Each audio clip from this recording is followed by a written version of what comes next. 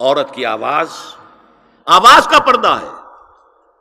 اب دیکھیے کس حد تک نماز میں اس وقت عورتیں بھی شریک ہوتی تھیں، اگرچہ حضور نے فرمایا مردوں کی صف بہترین سب سے آگے والی ہے اور سب سے بری صف سب سے پیچھے ہے، کیونکہ اس کے پیچھے پھر عورتوں کی صف ہوتی تھی، اور عورتوں کے لیے سب سے اچھی صف سب سے پچھلی والی ہے اور سب سے بری سب سے آگے والی ہے۔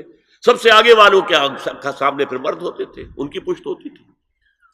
تو اسی طریقے سے اگر غلطی کی ہے تو مرد جو ہے کہے گا سبحان اللہ، امام سے غلطی ہو گئی ہے، مرد کیا کہے گا؟ سبحان اللہ۔ عورت کیا کرے گی؟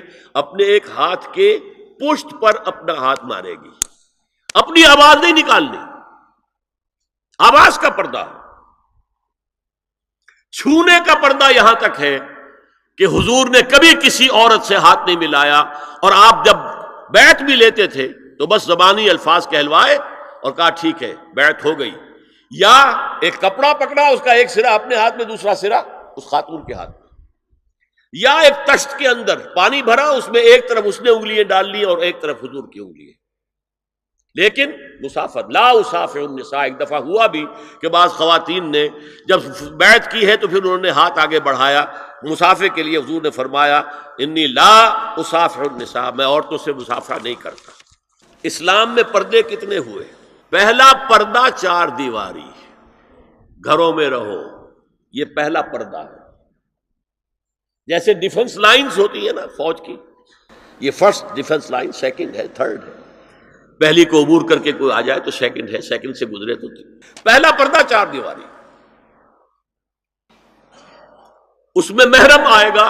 اب دیکھیے اسی پر ہماری تہذیب استوار ہوئی، اسی پر ہمارا آرکیٹیکچر بنا، گھر ایسے بنے کہ مردانہ علیحدہ زنانہ علیحدہ، چھوٹا آدمی ہے تب بھی بیٹھک علیحدہ، بیٹھک باہر سے کھلے گی اور پھر ڈیوڑی سے ہو کر پھر گھر کے اندر جائیں گے، مرد آئیں گے تو یہاں بیٹھیں گے، اندر نہیں جائیں گے، اندر تو صرف وہی جائیں گے جو محرم ہے، ابدی محرم۔ دوسرا پردہ ستر، گھر کے اندر جو محرم آ گئے ہیں ان کے سامنے چہرہ تو کھلے گا، باقی جسم کا کوئی حصہ بھائی بہن کا نہیں دیکھ سکتا، اور باپ بیٹی کا نہیں دیکھ سکتا، بیٹا ماں کا نہیں دیکھ سکتا۔ یہ ستر، عورت پوری کی پوری عورت ہے۔ عورت کہتی ہیں چھپانے کی چیز کو، عورات النساء، عورتوں کی چھپی ہوئی چیزیں جن پر ظاہر نہیں ہوئی، لم یظہروا علی عورات النساء، ابھی تک ہم نے لفظ پڑھایا بھی۔ تیسرا پردہ ہے چہرے کا پردہ، یہ ہے غیر محرموں سے، اور جب کہ گھر سے باہر نکلنا ہو اس کے لیے سورہ احزاب میں نے کہا تھا گھر سے باہر کا پردہ، چہرے کا پردہ وہ غیر محرموں سے ہے، اور گھر سے باہر نکلے گی تو غیر محرم سامنے آئیں گے۔ یا ایھا النبی قل لازواجک وبناتک ونساء المؤمنین یدنین علیہن من جلابیبہن ذالک ادنی ان یعرفن فلا یؤذین وکان اللہ غفورا رحیما۔ اے نبی صلی اللہ علیہ وسلم کہہ دیجئے اپنی بیٹیوں سے اور اپنی بیویوں سے اور مسلمانوں کی خواتین سے۔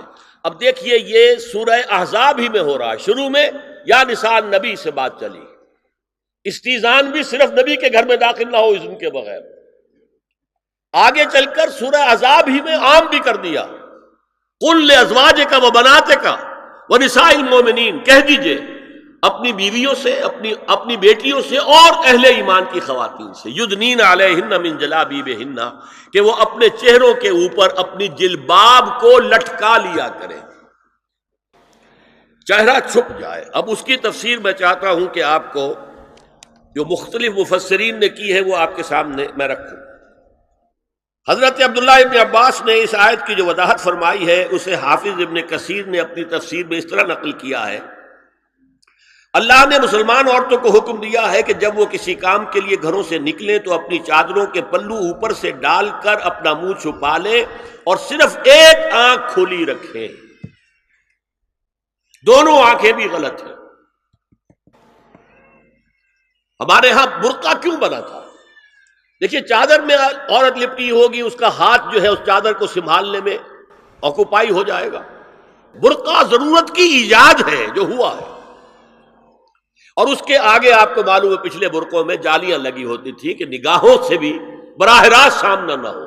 اور یہ میں نے اپنی آنکھوں سے دیکھا، انقلاب ایران کے بعد جو حاجی آئے ایران سے، ان کو جو میں نے دیکھا ہے، اس طرح چادر میں ملبوس عورتیں ہوتی تھی، لمبی سی چادر، ایک ہاتھ سے اس کو اس طرح پکڑا ہوا ہے، اور صرف ایک آنکھ کھلی ہے، دوسری نہیں۔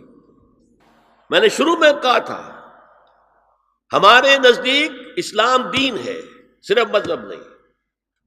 اسلام قرآن اور سنت دونوں پر مبنی ہے، صرف قرآن پر نہیں۔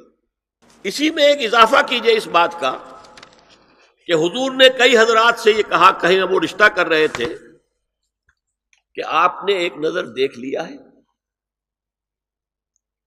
اب اگر یہ ایک نظر دیکھنا اس کی اتنی اہمیت ہے تو اس کا کیا مطلب ہے؟ اگر تو صورتحال یہ ہوتی کہ ہر وقت چہرہ کھلا ہے، آ رہے جا رہے، تو ایک نظر دیکھنے کی کیا ضرورت ہے؟ وہ تو دیکھا دکھایا ہے۔ زمانہ آیا ہے بے حجابی کا، عام دیدار یار ہوگا۔ سکوت تھا پردہ دار جس کا، وہ راز اب آشکار ہوگا۔ تو ظاہر بات ہے وہاں پردہ ہو گیا تھا، تبھی تو تھا نا کہ ایک نظر دیکھ لو۔ آپ نے پوچھا ایک صحابی سے کہ رشتہ کہاں کیا؟ وہاں کیا ہے، تم نے ایک نظر دیکھ لیا ہے؟ اس خاندان کی آنکھوں میں کچھ نقص ہوتا ہے، دیکھ لو، بس ایک نظر دیکھنا ہے، اس کی اجازت۔ تو یہ اجازت ہونا اس کا خود ثبوت ہے کہ عام حالات میں عورت جو ہے وہ دکھائی نہیں دیتی تھی، بلکہ وہ پردے میں رہتی تھی۔ مسلمان جدید تعلیم یافتہ دانشوروں کی منافقت، وہ کہتے ہیں یہ پردہ وردہ سب مولویوں کی ایجاد ہے۔ کبھی کہہ دیتے ہیں یہ تو ہندوستان میں راجپوتوں کا پردہ ہوتا تھا تو مسلمانوں نے یہاں یہ پردہ ایجاد کر لیا۔ میں نے دیکھا ہے عرب کی بدو خواتین کو مکے سے مدینے جاتے ہوئے نظر آتی ہیں۔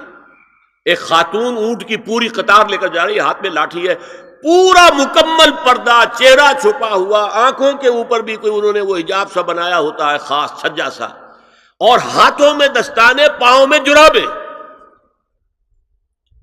یہ کون سے راجپوتوں کا پردہ سعودی و عرب کی جو ہے ریگستانوں میں پہنچ گیا؟ بدو جب آتے ہیں اپنی عورتوں کو اسی حال میں لے کر آتے ہیں، اور ان کا یہ ہے کہ وہ احرام کا معاملہ بھی یہ ہے کہ یہاں چھجا بنا کر آگے چادر لٹکا لیتے ہیں، صرف چہرے سے مس نہ کریں بس۔ اور وہ پھر اپنی خواتین کو جب طواف کراتے ہیں تو ان کے گرد گھیرا ڈال لیتے ہیں، ہاتھ سے ہاتھ پکڑ کر، تاکہ کسی اور کے ساتھ ان کا نہ کندھا لگے اور نہ کوئی اور جسم کا حصہ بس۔ یہ پردہ وہاں کہاں سے آ گیا؟ سر سید کا واقعہ تو میں آپ کو بتا چکا ہوں۔